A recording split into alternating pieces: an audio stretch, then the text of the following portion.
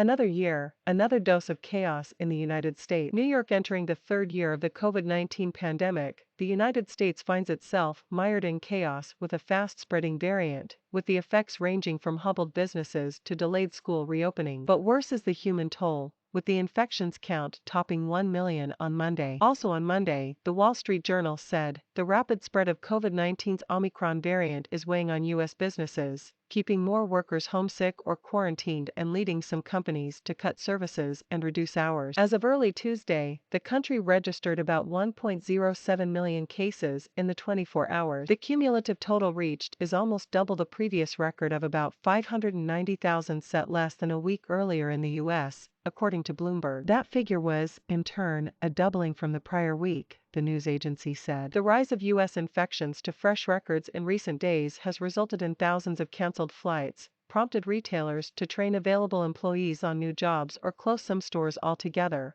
Companies were quoted by the Wall Street Journal as saying. Supermarket operators said that they anticipate Omicron's spread will drive increased absenteeism among cashiers, stockers, and other employees in the days ahead, deepening staffing problems the grocery sector has faced for months. The increasing pace of infections has led some retailers to temporarily close stores. Apple has limited access to New York City area locations, including its Fifth Avenue flagship store. The tech giant closed all of its stores to in-person shoppers in New York City on December 27. Some school systems extended their holiday break on Monday or switched back to online instruction because of the explosion in COVID-19 cases, while others pressed ahead with in-person classes amid a seemingly growing sense that people will have to learn to coexist with the virus. Caught between pleas from teachers fearful of infection, school districts in cities such as New York, Milwaukee, Chicago, and beyond found themselves in a difficult position midway through the academic year because of the variant. On the medical front, there are at least positives in the form of the vaccines invented to combat COVID-19. From Pfizer to Moderna,